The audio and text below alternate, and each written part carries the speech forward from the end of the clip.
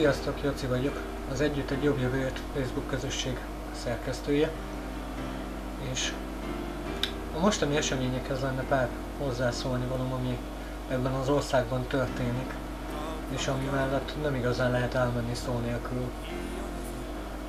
Gondolkodjunk el egy picit azon, hogy mi az, amit mi megtettünk ezért az országért.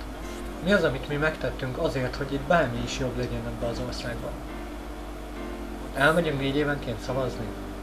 Ez szép és jó, de elgondolkodtunk már azon egy kicsit, hogy mégsem történik semmi.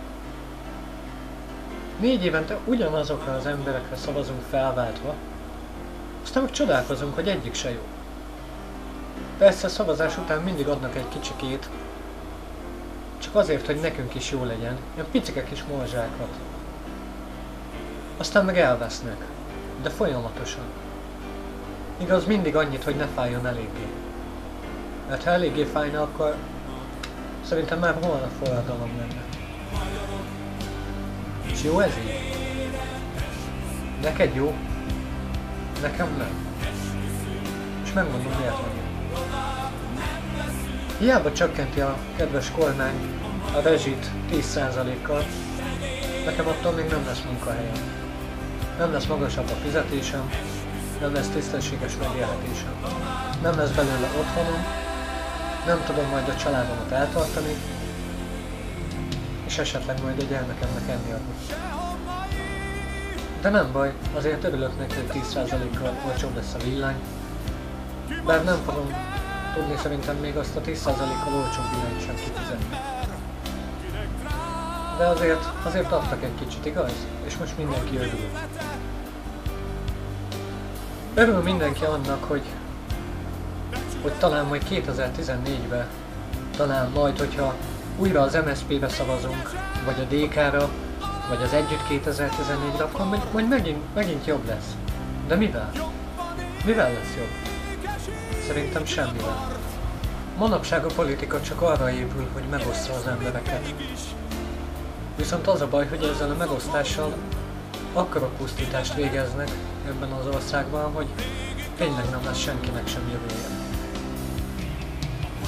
Egy valamit azért ne felejtsünk el. Mindannyian emberek vagyunk. Mindannyian jót szeretnénk magunknak és a családunknak is.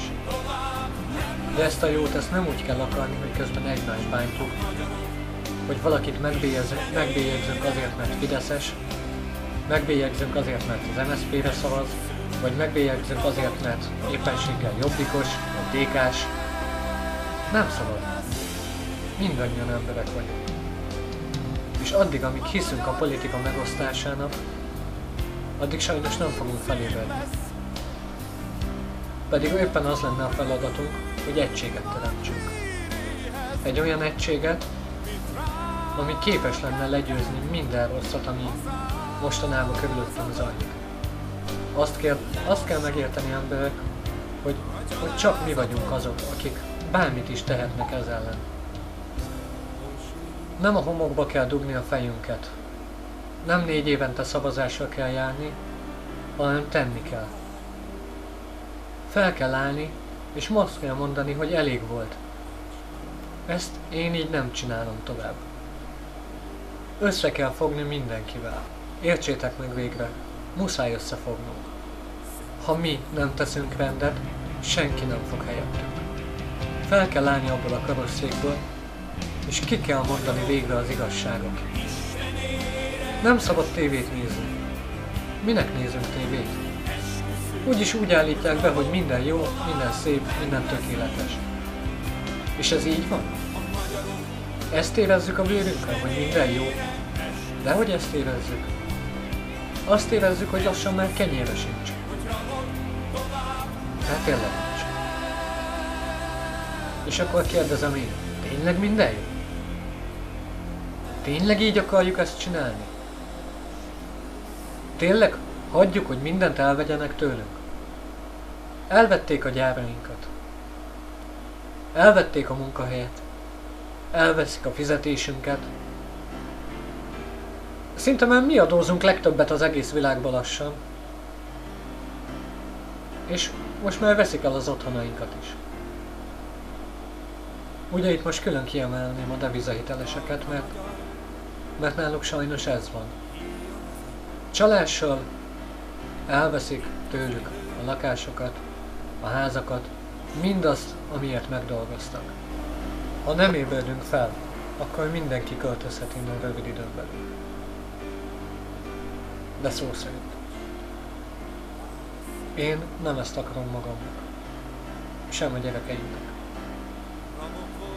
Hogy fogtok tudni majd a gyermekeitek szemébe nézni, mikor megkérdezi, hogy apu, vagy anyu, ezt hagytátok ránk? A kilátástalanságot, a nélkülözést, az éhezést?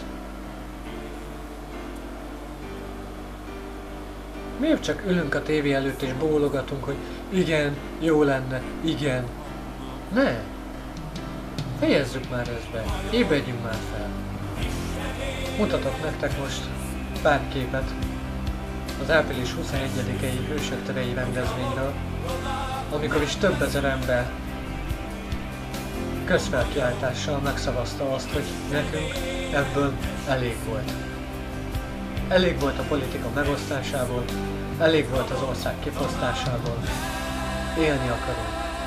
Tisztességesen, normális körülmények között, egy olyan országban, ahol érdemes. És ezt megteremthetjük, csak akarni kell. Akarni kell azért,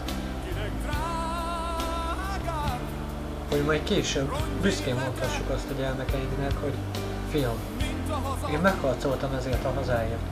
Ugyanúgy, ahogy megharcoltak érte szüleink, nagyszüleink és dédszüleink. Többször építették újra ezt az országot. Mi meg a homokba dugjuk a fejünket. Bólogatunk. Lehet ezután pocskondiázni. Lehet azt mondani, hogy nincs igazam. Lehet azt mondani, hogy bolond vagyok. De én ott voltam a Hősök terén. És kiálltam azokért az emberekért is, akik nem jöttek el. És ki fogok állni ezek után is, akárhány alkalom lesz, hogy meg kell mozdulni. Mert egyszer végre meg kell, de úgyisten igazából. Rajtatok el. Ha nem tesztek érte, hogy jobb legyen, akkor semmivel sem lesz jobb. Ne a 2014-es szavazásokra bízzatok. Nekünk azt már nem szabad megélni. Előbb kell itt rendet rakni. De úgy Isten igazából rendet. És ez csak rajtatok. Gondolkozzatok.